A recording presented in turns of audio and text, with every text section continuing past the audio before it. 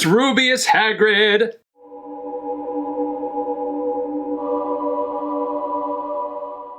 Hey Harry Potter fans, Peter Kenneth here. Welcome back to the Potter Collector channel, where we are a community of collectors. This is the final video in the Enesco figurine collection. For now, at least, they are releasing some more in the future, but for now, this is the final video from the first and second wave of figurines. Today, we are looking at Rubius Hagrid, the Keeper of Keys and Grounds at Hogwarts, as well as the headmaster himself, Albus Percival Wulfric Brian Dumbledore. Now, you have seen Professor Dumbledore in a past video, and we're going to take a much deeper look at this beautiful, beautiful figurine. If you are new to the Potter Collector channel, welcome. We are happy to have you here. Now, this figurine line was made by Enesco, and keep watching because I do have a coupon code from Enesco if you would like to add these figurines or any of the figurines from Enesco to your collection. Let's put Hagrid aside for now. He's gonna be the figurine that ends this series, again, for now. So we're gonna take a look at Professor Dumbledore and Fawkes the Phoenix. So here is the front of the box,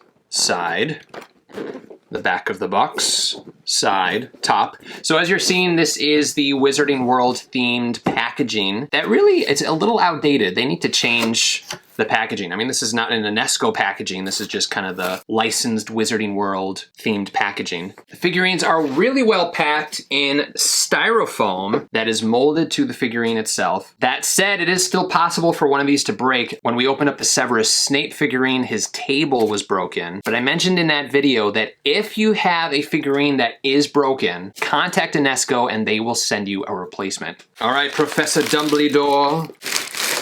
Oh, this figurine. It is so good. All right, hold on. Let me get everyone out. Let me get Fawkes out. I mean, honestly, Fawkes is like its own, it is its own figurine, but like I would pay extra just for Fawkes. But you get both Fawkes and Dumbledore in one. Look at how delicate Fawkes is. Is that not insane? Let's just take a look and appreciate Fawkes right here. Look at that sculpt work. Not just the sculpt work, but the painting on it. Everything blends so beautifully. There's detail on each of the feathers. No feather was left unfeathered. This in itself is just a masterpiece in my opinion. And then we get to Dumbledore. Robes, beard, face. It looks just like Richard Harris, and his head is that big. And don't get me started on the bases. I mean, you guys know if you've seen the previous videos that I love the bases and how they are designed to look like old stone that's been carved into, you know, pieces of the castle. It's just fantastic. Okay, so Fawkes on his tail feathers has this little notch, and then there's a hole in Dumbledore's arm. So you stick the notch into the hole, and Fawkes is now secured to the figurine. If I were you and you had this figurine, it's not loose, but it's not tight when you attach Fawkes to the figurine. So I would get some like sticky tack or something and stick a little piece inside the hole and then attach Fawkes to it or some double-sided tape, something that doesn't make it permanent, but gives him a little more security because you wouldn't want Fawkes to fall off of Dumbledore's arm and break a wing or something.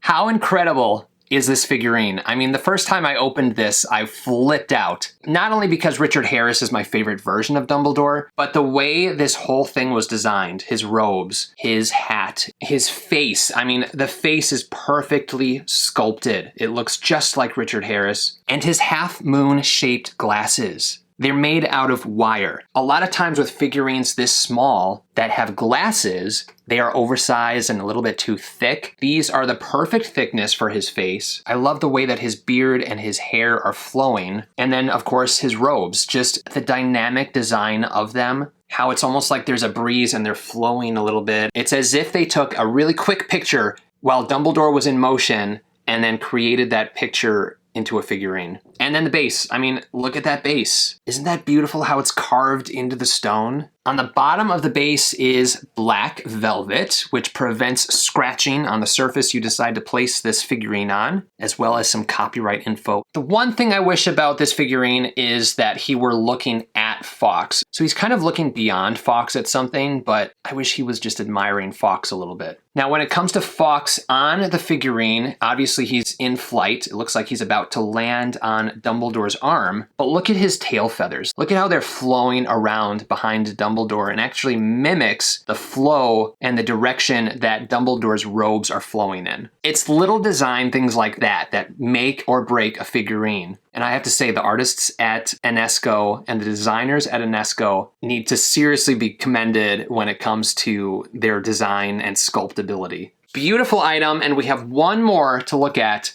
Mr. Rubeus Hagrid. Now, Hagrid has just become back in stock. He was out of stock for a long time, which is why I couldn't film him for you guys, but he's here in the Potter Collector Library, ready to come out of the box. So there is the front, the side, and the back. And this figurine is called Hagrid and Norbert. So Hagrid is holding Norbert in his hands.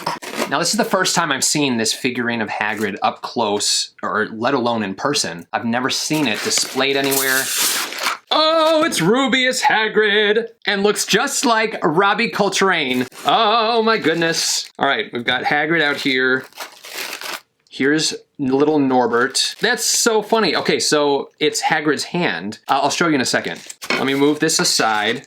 All right, let's pop open Norbert first, because we looked at Fawkes first. But this is what I'm talking about. So we have Hagrid's hand detached from his body, and it's magnetized, which is really great. I wish that Fawkes was magnetized for Dumbledore. But here is little baby Norbert. It looks just like baby Norbert, the little Norwegian Ridgeback. All right, let's put him aside. Beautifully painted too. His wings are really detailed. Okay, he looks a little bit like a pirate right now without a hand, so let's just slip the hand in there. Yeah, that magnetization is awesome. All right, so I'm like looking at everything. I'm looking at the base. Oh my gosh. Wow, wow, wow, wow, wow. I absolutely see Robbie Coltrane in there and Hagrid, but not only Hagrid, I see a half giant in love with this new dragon. His face just screams, I love animals, or I love this dragon, which is how it should be, because that's who Hagrid is. His coat and his clothes underneath the coat are spot on. His pockets are bulging, so you know there's a lot of stuff in there. There's food for the animals. There's whatever else he needs for his gamekeeping duties. The back strap is super detailed.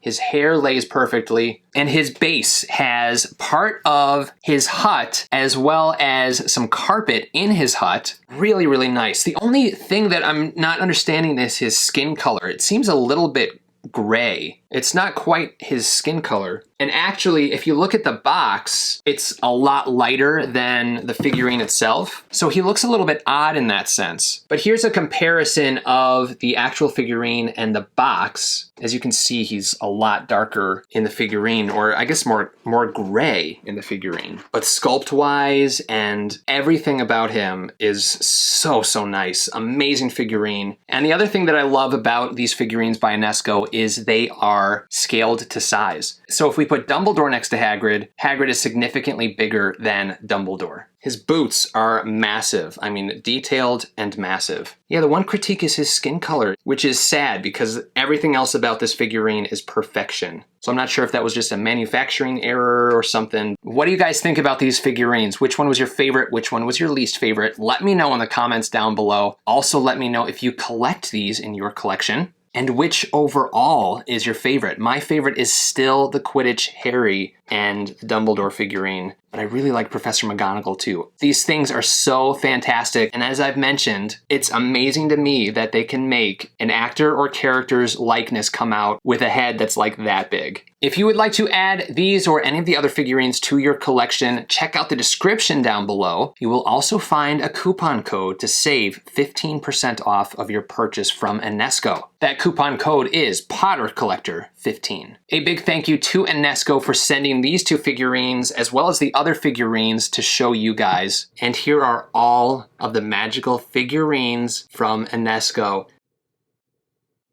And this really gives you an idea of how these figurines are to scale. Some are larger than others, so obviously the 11-year-old students are going to be shorter than the teachers, and it gives a really good perspective of just how big Hagrid is compared to everyone else.